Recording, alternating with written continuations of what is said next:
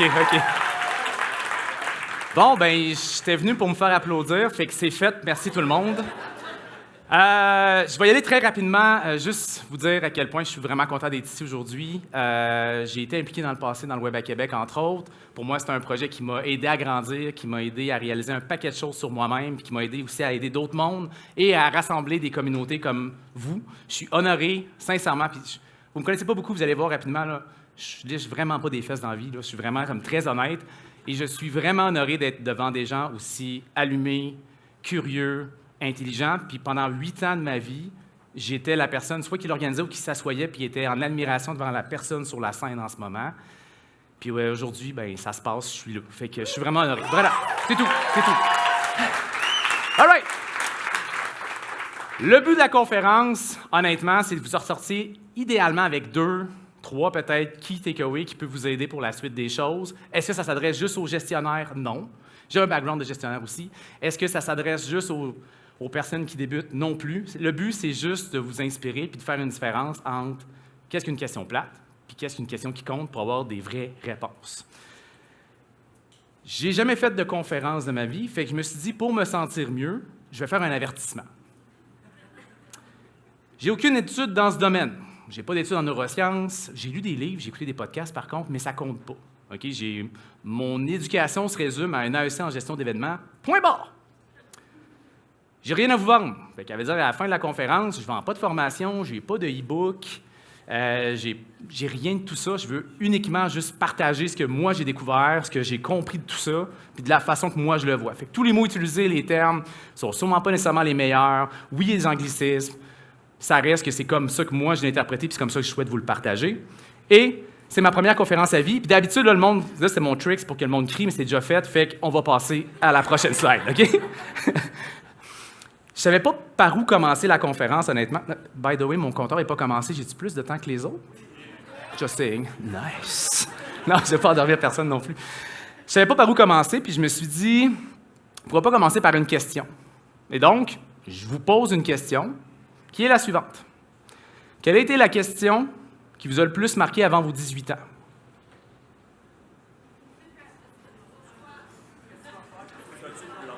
OK. On va commencer par vous. Non, c'est une blague. OK. Je prends un guess à main levée. Qui ça a été? Qu'est-ce que tu vas faire quand tu vas être grand? Et ça, vous savez, c'est une question qui compte ou une question plate. Ça dépend qui la pose et dans quel but. Je m'explique super rapidement. Quand tes parents te le demandent, c'est une question piège. Qu'est-ce que tu vas faire quand être grand? Moi, je veux être écrivain. Il ne fait pas d'argent, l'écrivain. Il est mieux d'être avocat. Fin de l'histoire. Right? Ça devient une question plate. Cette question-là, je l'ai eue. Elle m'a marqué. Elle m'a vraiment déstabilisé très longtemps, mais ce n'est pas la question qui m'a le plus marqué avant mes 18 ans. La question qui m'a le plus marqué, c'est quelles sont tes origines? Oui, ce n'est pas mon enfant, c'est moi. Et je tiens à mentionner qu'à une certaine époque, j'ai déjà eu aussi des cheveux. Et pourquoi cette question-là était marquante? C'est que j'ai seulement 50 % de la réponse. Je vous explique rapidement. Si vous me voyez à côté de ma mère, vous vous demandez, il est où le lien? J'ai rien contre ma mère, là. Mais ma mère, elle a les cheveux châtains, raides, blanches comme la neige, été comme hiver. Puis elle se promène en poussette avec un petit bronzé, cheveux noirs bouclés. C'est comme, t'es-tu la gardienne ou t'es la mère? C'est quelque chose qui est arrivé, puis cette question-là, je me l'ai fait poser vraiment souvent, puis même par la suite, même après 18 ans. Mais moi, la manière que j'interprétais cette question-là, c'était pas mes origines, j'avais pas la réponse. Vous comprendrez que j'ai jamais vu mon père, je le verrai jamais. Puis c'est correct, j'ai pas besoin, ça va. Ça fait partie de la vie. Non, justement, je l'ai pas de « oh, pauvre petit », mais quand tu n'as jamais manqué quelque chose que tu sais pas c'est quoi, ben tu t'en fous au final. Voilà. Fait que voilà. Mon point avec ça, c'est que moi, comment j'interprétais la question de quelles sont mes origines, c'était qui je suis. Parce que souvent, on identifie, quand on est jeune, à nos parents, à notre héritage culturel, qui on est, quels sont les traits physionomiques. T'sais, mettons, avec ma mère, si on se compare, puis on essaie de trouver des traits qui se ressemblent, j'ai encore mes canines de bébé, j'ai les orteils de ma mère, puis les doigts. Qui va remarquer ça? Personne, OK? Fait que moi, ça m'a permis, d'une certaine façon, de me poser beaucoup plus de questions plus jeunes, à me dire je suis qui, puis essayer de trouver, OK, si je me tiens avec des bronzés de plein de nationalités, c'est ça que je suis. Mais je veux juste vous dire que des années 90, à Loretteville, il n'y en avait pas tant. Fait que, bref, je me cherchais beaucoup, je me posais beaucoup de questions sur mes origines. Puis ça m'a permis de me rendre compte qu'il y a 50 de la réponse que j'ai pas, donc 50 de la réponse que je peux choisir. C'est ça qui est venu ma conclusion. Et qu'est-ce que je veux choisir? Ce que j'ai pas été, ou ce que j'aurais voulu avoir plus. C'est-à-dire quelqu'un qui me pose des questions, qui me challenge, qui me fait me voir mes talents, qui m'aide à aller plus loin. Puis j'ai décidé que c'est ça que j'allais devenir, consciemment, inconsciemment, tout dépendant. Et donc, j'ai l'espace, je finis le secondaire, j'aime pas vraiment l'école, pour être honnête, et je commence ma carrière de breakdancer professionnel. Pas de joke. J'ai fait, honnêtement, plus de 1500 shows, sinon plus, partout dans le Canada. J'ai fait au moins 200 compétitions. J'en ai gagné 8. Mais ultimement, ce que j'aimais de cette discipline-là, c'est que ça me permet, moi, de me réaliser. Je m'associe avec du monde qui était super intense, tellement intense que... Ça va? Il n'y a pas personne qui va tomber dans les pommes, là? Puis la raison pourquoi j'ai mis cette question-là, c'est pour montrer l'intensité. Puis aussi, dans les livres que j'ai lus sur comment faire une conférence, il faut comme faire une connexion émotionnelle rapidement. Ou West Side. Bref, histoire rapide avec ça là, j'ai une question plate, je vous la dis très rapidement. Ça, c'est la photo juste avant la compétition avec mon groupe. C'est une des compétitions les plus importantes de mon groupe. Je suis super impliqué là-dedans. Et là, en réchauffement, je sens mon doigt qui touche l'autre. Là, je fais « Ah, fuck! » Fait que là, je vais voir mon chum. Je dis hey, « Peux-tu me replacer le doigt? » Mes chums disent « Man, t'es malade, là, je te replace pas le doigt, il faut aller à l'hôpital. » Cours à l'hôpital, fais des radiographies. Et là, la première question plate du médecin, c'est « Je viens de te replacer le doigt, t'es conscient que tu peux pas mettre tes mains à terre pendant au moins 2 semaines? » Et moi, dire « Oui, oui. » 20 minutes plus tard. Bref, j'étais intense, j'appréciais ça, j'appréciais ce que ça pouvait me permettre de me développer, puis il n'y avait pas de limite dans cette danse-là. Ce qui m'a le plus marqué, puis le lien avec les questions, vous allez voir ce que je m'en vais, c'est cette gang de jeunes-là. Ces gars-là, je les ai coachés, c'était niveau compétitif, ça s'appelait Foreign Mind. Je les ai coachés pendant 5 ans, donc de 10 à 15 ans, la moyenne d'âge de ce groupe-là. Et ce qui me fascinait avec eux, c'est à quel point ils étaient motivés, ils voulaient apprendre, ils voulaient pousser. Puis pour moi, quand je coachais du break, c'était plus que coacher du break, c'était coacher un état d'esprit pour être capable de développer des compétences et aller plus loin. Tu sais, pour moi, c'était vraiment important. Ça a fait en sorte que ce groupe-là, pendant 3 ans, perdait aucune compétition junior, fait que j'étais pogné pour les mettre dans les compétitions contre les seniors puis les adultes, parce que sinon, ils n'apprenaient pas assez. Et, vous voyez, ça va être à votre gauche, vous voyez, il y en a un qui a comme plus d'attitude avec des joues rouges puis qui pointe comme ça, là, yo. Okay? Lui, il s'appelle Christopher. Christopher Griffin. Christopher Griffin, le fils de Gildo Griffin. Là, vous me dites, c'est quoi, pourquoi tu name drop du monde de même?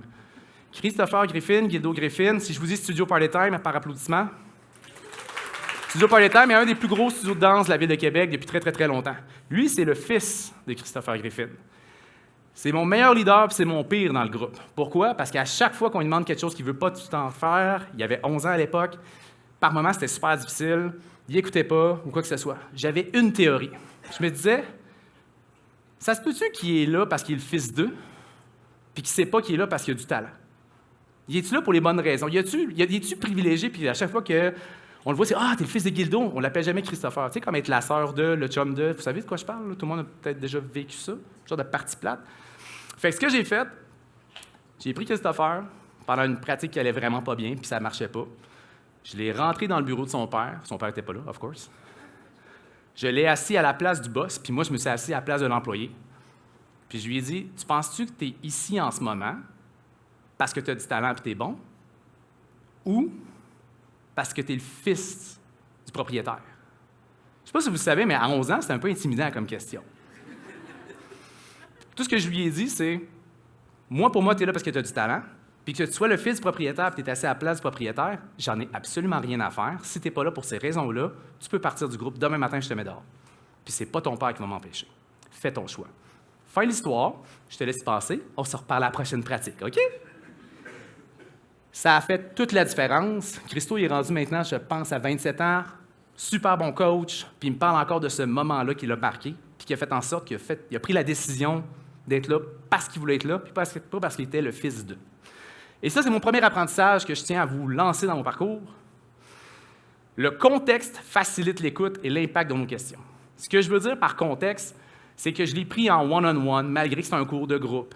Là, j'ai fait une plus grande mise en scène, parce qu'à 11 ans, c'est peut-être plus d'impact. Je l'ai assis à la place de son père, puis j'y ai posé une question. Ça fait une différence dans la façon que tu poses une question puis l'impact qu'il va avoir pour la suite dans les discussions.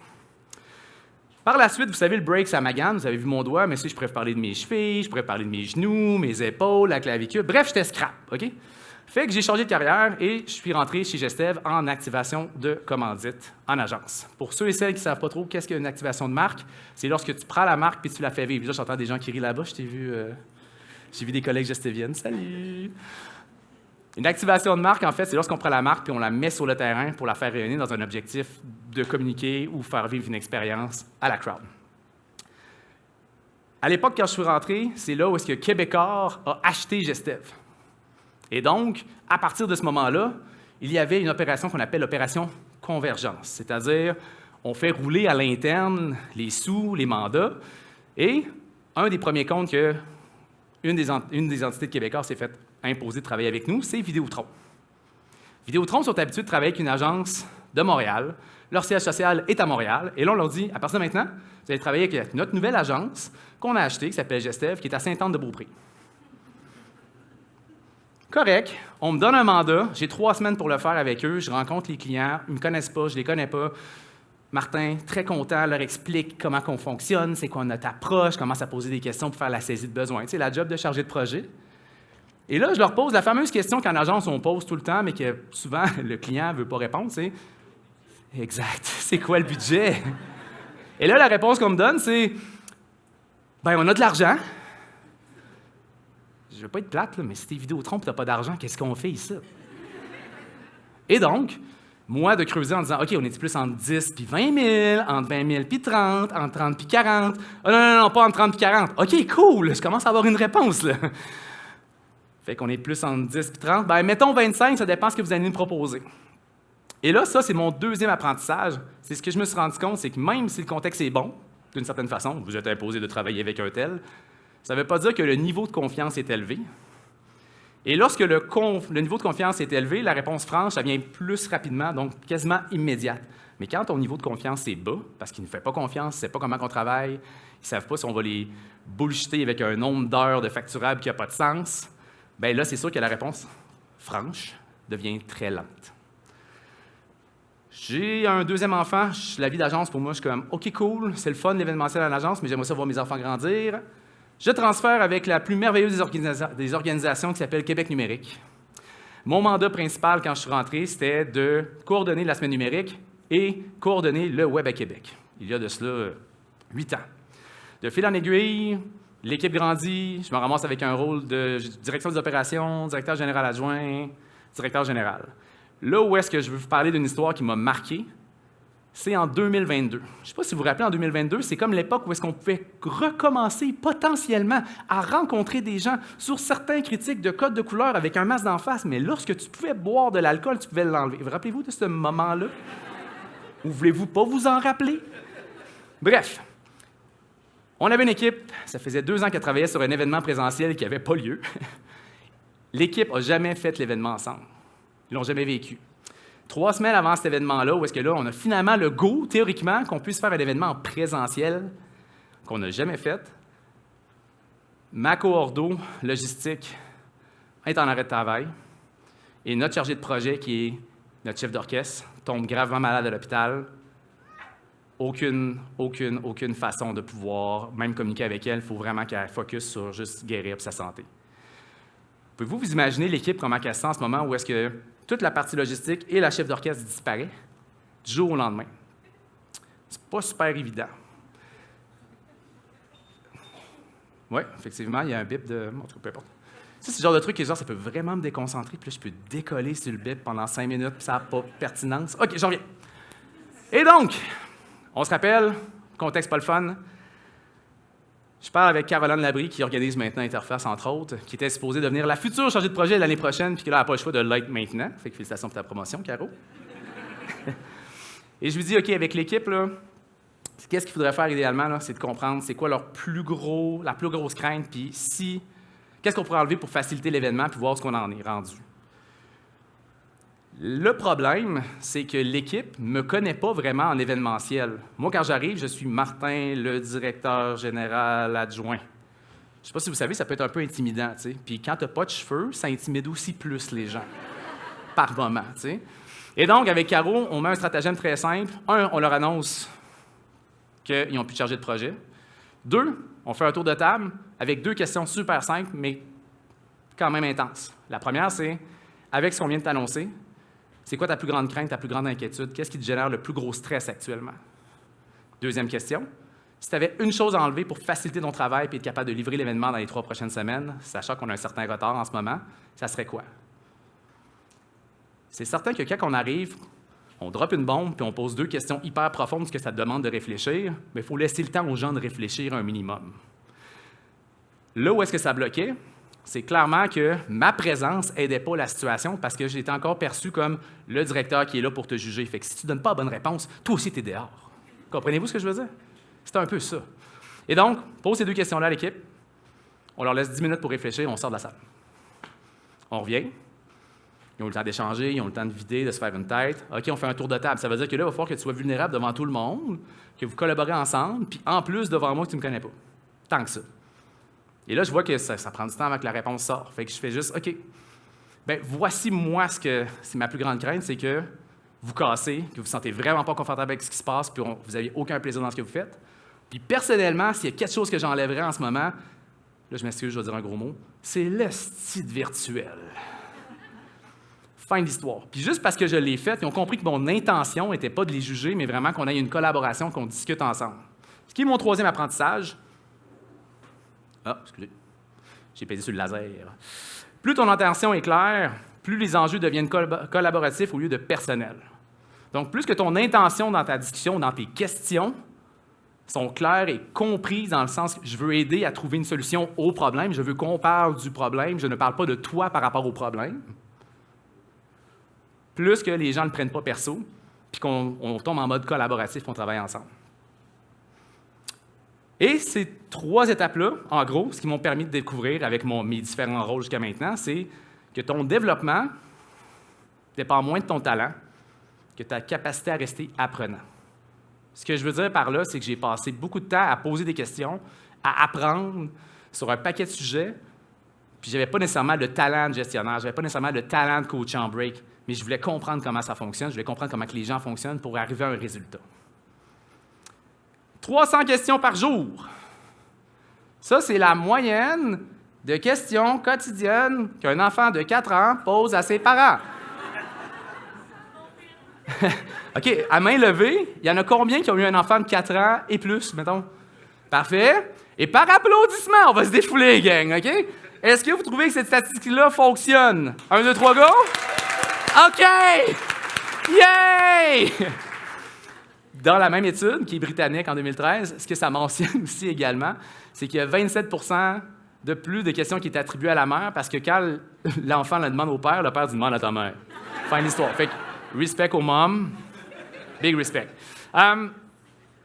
Pourquoi je vous parle de ça? C'est qu'à 4 ans, on est dans une époque où est-ce qu'on veut découvrir, on découvre le monde. Pourquoi le ciel est bleu? Pourquoi ci? Pourquoi ça? Et souvent, les enfants posent et reposent des questions qui se ressemblent. Puis nous, notre réflexe, c'est de dire « je t'ai déjà répondu », mais c'est à cause qu'on n'a pas compris vraiment ce qu'il veut dire dans sa question. L'enfant à 4 ans est capable d'exprimer des mots, mais il n'est peut-être pas assez de vocabulaire enrichi pour être capable d'être extrêmement précis dans sa question. Tout ça pour dire que plus qu'on vieillit, moins on pose des questions. On passe de 300 à l'âge de 9 ans à 120, puis les adultes, 2, à peu près une vingtaine.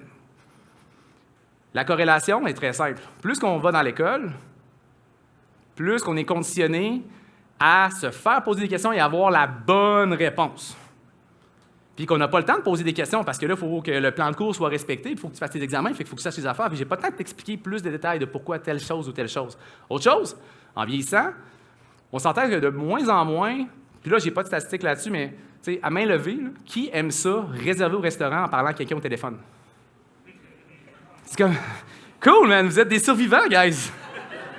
Il n'y en a pas vraiment. Pourquoi?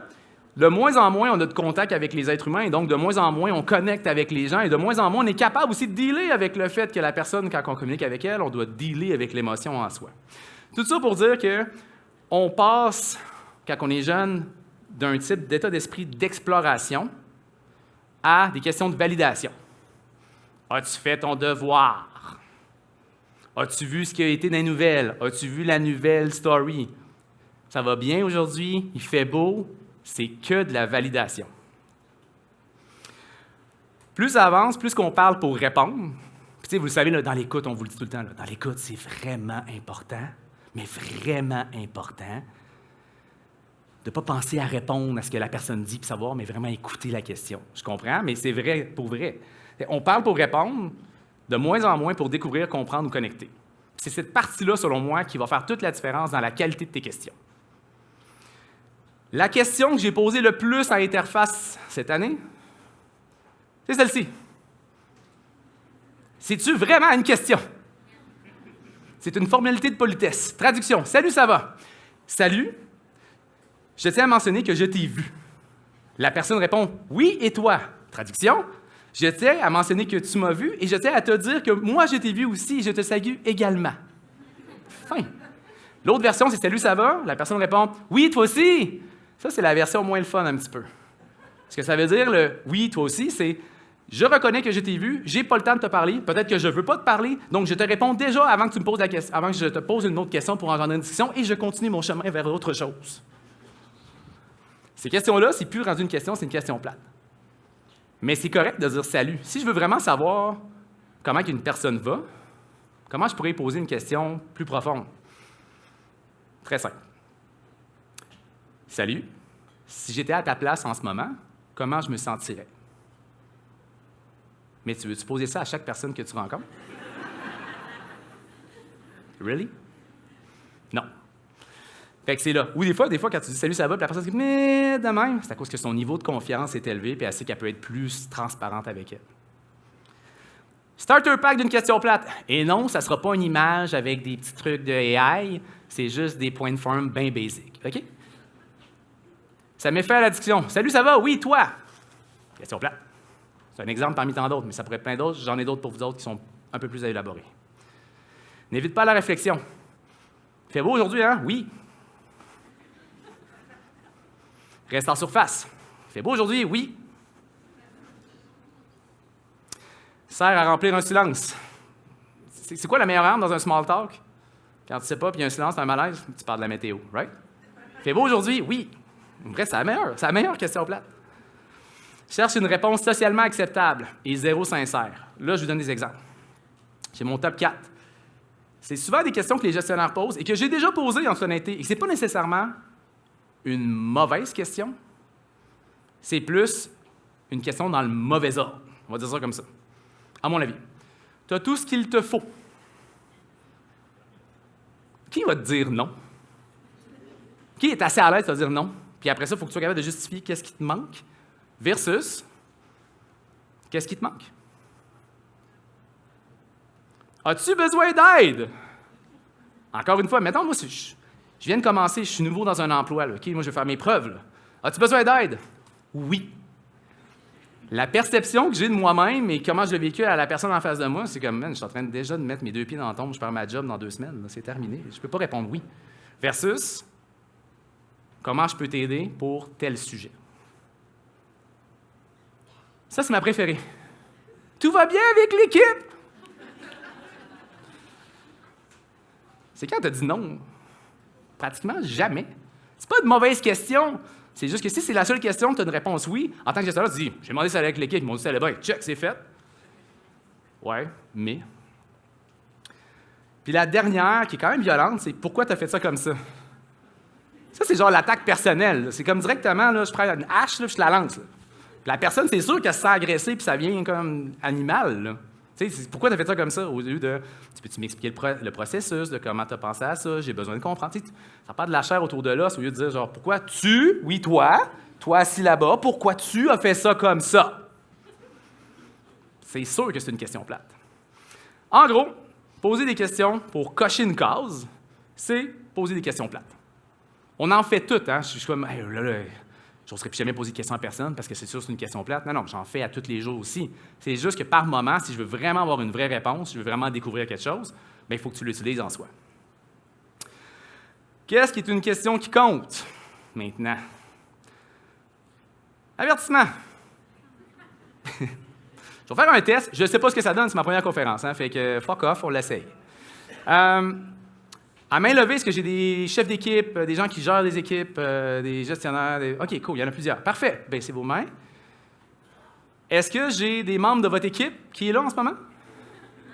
Levez les mains, s'il vous plaît. OK, les membres de l'équipe à qui, genre, un gestionnaire, là, OK? Dans les 2 prochaines questions, là, vous levez la main, vous souriez, puis vous dites rien d'autre, OK? No joke! Sinon, ben écoute, s'il arrive quelque chose avec ton emploi, t'es averti, c'est pas de ma faute, OK? Première question, à main levée, qui aime son travail chez son employeur actuel? Lève ta main! OK. Ça, c'est une question plate. Hey, t'aimes ta job? Cool, tout est fait. Checkbox! Ah, si je suis un bon gestionnaire, puis tout le monde est content, oui. Non. Question qui compte. Qui donnerait une note 10 sur 10 dans sa satisfaction dans son travail? Je vous rappelle que ceux que leur gestionnaire est là, tu lèves ta main. C'est Geneviève là-bas comme... Je peux te baisser la main, après c'est correct. You're safe. Prochaine question. Pour ceux qui n'ont pas levé la main, quelle note donneriez-vous?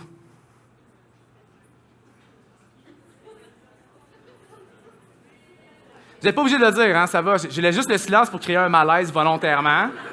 Puis que vous commencez vraiment à réfléchir, vous dites « OK, j'aime-tu vraiment ma job? OK, je donne 5. Hey, il y a peut-être quelque chose qui ne marche pas. » C'est peut-être ça le but de ta conférence, de te rendre compte qu'il faut que tu changes de job, by the way. Hein. Moi, ça t'appartient. Prochaine question. Pour les gens honnêtes, quel élément principal améliorerait ta note? Pas besoin de me le dire non plus. Vous comprenez ce que je m'en vais? C'est que j'ai creusé des questions pour avoir une vraie réponse qui compte. Pour les gestionnaires, donc ceux qui ont levé la main au début, là, avez-vous déjà posé ce type de série de questions dans le but de réellement comprendre quelles pourraient être les améliorations possibles de votre équipe? Levez la main. Soyez honnête. OK, il y en a un petit peu moins. Parfait, j'ai une autre question pour vous. Combien de fois par année? Si tu le fais une fois par année à l'évaluation de rendement, est-ce que tu penses que possiblement ça pourrait être une meilleure pratique de le faire davantage? Question juste de prendre le pouls à certains moments? Je sais, faisons ce que tu en veux, ça t'appartient.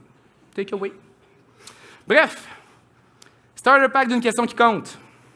Ça fait réfléchir profondément. Quand je vous ai posé des questions, il y a un moment, tu as comme fait OK, il y a un malaise, je suis obligé de réfléchir. Je ne peux pas juste répondre oui tout de suite. Ça peut provoquer une émotion forte. Idéalement, ça provoque une émotion forte. Ce n'est pas toujours de la joie, des fois c'est de la tristesse, des fois c'est de la frustration, des fois c'est du doute, mais bref, ça donne une émotion. Fait que quand tu poses la question, si la personne a réagi, affiche, elle parle pas, elle a un non-verbal qui est spécial, ça se pourrait très bien que tu as posé une méchante bonne question qui compte. Là, laisse-y le temps de gérer, OK? Amène une prise de conscience. Il y a peut-être quelqu'un ici qui se rend compte qu'il est à 1 sur 10 et qui veut vraiment sacrer son camp de sa job. Prise de conscience. Invite à se repositionner ou à voir les choses autrement. Grosso modo, en vous posant ces questions-là, est-ce que ça vous challenge sur votre façon de gérer votre équipe? Peut-être. Ça repositionne peut-être votre vision de vous-même en tant que bon gestionnaire ou en tant que chef d'équipe. Qui sait? Et ouvre un espace à la vulnérabilité et à la sincérité inhabituelle. Ce que je veux dire par là, c'est que des fois, tu parles avec des gens, puis c'est toujours comme tout est correct. Ça va, oui, oui. Et quand tu creuses, puis la personne, elle commence à avoir un non-verbal qui n'est pas d'habitude, comme d'habitude, qu'elle utilise des mots qui sont complètement différents de ce que c'était avant, puis qu'elle commence à te parler de sa vie, puis que là, elle trouve ça plus tough ou quoi que ce soit, bien, ça se pourrait que tu ailles peser sur le bon bouton parce qu'il y a vraiment quelque chose qui change. Il y a un shift qui se fait en ce moment chez la personne. Puis d'une certaine façon, positivement, tu gagnes un bon niveau de proximité et de confiance avec elle. Et idéalement, enchaîne 3 questions minimum sur le même sujet. C'est exactement ce que j'ai fait avec vous. J'ai posé comme 10 sur 10, combien tu donnes, qu'est-ce qui manquerait, as-tu déjà fait ça en tant que gestionnaire? Je creuse. Le but, c'est que tu poses juste une seule question qui compte, puis tu as une seule réponse. Tu as peut-être juste le début d'une vraie réponse de ce que tu cherches vraiment. Donc, les ingrédients clés. Ah, ma mise en page a buggé. Ça va être ça, on l'assume. On se rappelle le contexte. Le contexte, exemple, c'est je veux parler avec mon boss, je veux comprendre quelque chose avec mon patron, mais là, il y a 2 personnes qui sont parties, on vient de perdre son plus gros client, c'est peut-être pas le bon contexte pour poser une question. OK? Fait que choisir le contexte, c'est super important. Le niveau de confiance, à quel point cette personne-là me fait confiance. Rappelez-vous, plus que la personne vous fait confiance, plus que c'est facile d'avoir des vraies réponses sincères. Fait qu'il faut être honnête avec nous-mêmes par rapport à mon niveau de confiance et que cette personne-là est où. L'intention. C'est quoi mon intention dans le but de la question? C'est quoi le outcome que je vais aller chercher? Le type de langage qui lui parle. Celui-là, je vais faire un petit peu de détails, je n'ai pas une slide là-dessus, mais j'y vais rapidement. Il y a 4 types de personnes habituellement dans l'intelligence émotionnelle où est-ce que tu as vraiment quelque chose de fort comme dans sa façon de prendre des décisions. OK? Tu as ce qu'on appelle le juge. Le juge, c'est la personne qui veut... Sa pire crainte, c'est de se tromper. Se tromper, ça veut dire faire les mauvais choix. Qu'est-ce qui lui parle le plus? C'est des faits. Plus que tu arrives avec des faits, plus que tu peux engendrer une bonne discussion avec cette personne-là. Après ça, tu as la star. La star, c'est elle veut shiner. Elle veut que les choses soient faites, mais avec style. On rajoute notre propre épice. On ne fait pas comme tout le monde, les chums. Vous me suivez? Après ça, tu as le commandant. Le commandant, tout ce qui est important, c'est le résultat final. Les dommages collatéraux, on s'en fout. Fait que là, mettons, je prends la star puis le commandant. L'exemple à l'extrême, là, Donald Trump, là, on est pas mal dedans. OK? Puis, on a le diplomate. Le diplomate, c'est la personne qui veut absolument que les gens se sentent bien, soient heureux, tout le monde est content. À l'extrême, c'est OK, on prend une décision tout le monde ensemble. Il y a une personne qui dit « Je ne suis pas d'accord. Parfait, on fait un autre meeting. » Puis on pense à ça.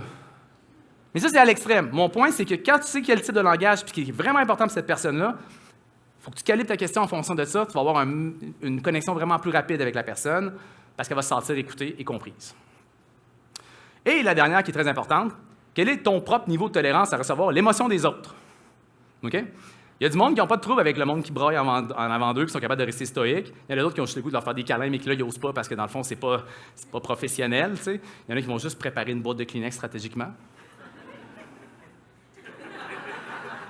Ça dépend. Donc, ton niveau de tolérance à recevoir l'émotion, c'est un ingrédient clé aussi. C'est d'en être conscient et d'être capable de le travailler en fonction de la discussion que tu vas avoir. Les défis à appliquer un réflexe de questions dans cette optique-là. L'écoute full-out. Okay? Quand je dis full-out, c'est un terme de danse. Okay? Quand on pratique une chorégraphie dans un spectacle, on marque les mouvements. Quand on dit « OK, on le fait full-out », là, ça veut dire que tu fais tout comme si c'était en show, il n'y a personne en avant. Fait que là, c'est go les backflips, tourne ça à la tête, casse-toi quelque chose, tu fais tout. Quand je parle de l'écoute full-out, c'est le même parallèle. C'est-à-dire que tu écoutes le silence, tu écoutes les mots qui sont utilisés, tu écoutes le non-verbal, tu écoutes vraiment ce que la personne dit, puis idéalement, tu pars de la dernier mot qu'il a dit pour aller davantage dans la discussion. Puis ça, c'est un défi en soi, parce que par moment, tu penses tout à vouloir trouver une solution pour aider.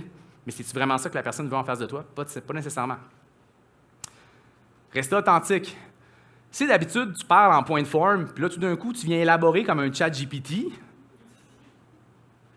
ça se peut que tu ne sois pas vraiment authentique. Fait que même si tu dis « J'aimerais maintenant que tu te sentes vraiment bien dans tes discussions et donc j'aimerais qu'on travaille ensemble à évoluer de comment on pourrait trouver la solution. » Puis d'habitude, c'est juste comme « Ça va-tu ou ça va pas? » C'est sûr que la personne en face de toi va peut-être se dire « il y a un piège, il y a quelque chose de louche. » Donc, c'est important de rester authentique dans ces défis en soi. Puis, comme j'ai mentionné tantôt un peu, délai avec l'émotion, la confrontation. Souvent, pas tout le temps, avec un client, avec un collègue, avec un boss, quand on pèse sur le bon bouton, des fois, il faut laisser le digérer, parce que ça se peut qu'il y ait de l'émotion, ça se peut qu'ils le prennent quand même personnel, ça se peut qu'ils veulent faire la confrontation, puis c'est là que c'est important de rementionner ton intention derrière, qui n'est pas d'aller sur une attaque personnelle, de ne pas être déplaisant avec la personne, mais de trouver une solution dans le but qu'on collabore ensemble à aller dans une direction ensemble. Peu importe c'est qui dans ton domaine. J'ai préparé un genre de framework, question préparatoire, fait que vous pourrez le prendre, l'utiliser à votre façon, à votre sauce. Je trouvais ça le fun comme knowledge. Contexte, la question que moi je me pose, c'est qu'est-ce que la personne vit en ce moment? Est-ce qu'elle est de bonne humeur? Est-ce que ça va bien? Le client, est-ce qu'il va bien en ce moment? Il est satisfait du travail? Il n'est vraiment pas satisfait? On est dans une problématique, mais j'ai besoin de comprendre quelque chose. C'est important le contexte. Puis comment je peux mettre un contexte propice à ce qu'on ait une meilleure discussion ensemble. Confiance, de 1 à 5. 1 étant, chaque mot que je dis, tu doutes. 5, je peux te parler de genre ma couleur de bobette que je porte en ce moment, puis tu ne me jugeras pas. 2 niveaux de confiance différents. Donc, c'est quoi mon niveau de confiance avec la personne avec qui je communique? Quel outcome réel? Intention. Quel outcome réel je cherche à obtenir dans cette discussion-là? C'est quoi vraiment que je veux savoir? C'est quoi je veux découvrir? Je veux juste avoir une bonne réponse ou je veux vraiment découvrir quelque chose? Si tu veux juste une bonne réponse, tu tombes dans le mode question plate. C'est quoi je veux découvrir? en posant cette question-là ou cette série de questions-là. Langage.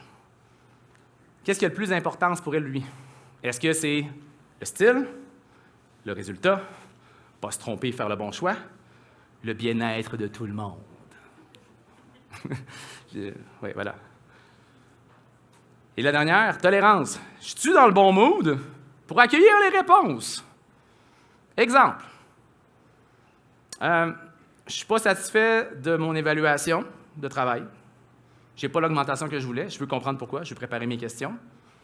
Mais, turns out que mon boss vient de perdre un client de 30 000. Il y a 2 personnes qui sont en arrêt de travail. Puis, je ne sais pas, là, le système informatique plante une journée sur 2. C'est-tu vraiment, je suis dans le bon mood, je suis dans le bon contexte pour avoir ces discussions-là? Peut-être pas. C'est à revoir. Conclusion.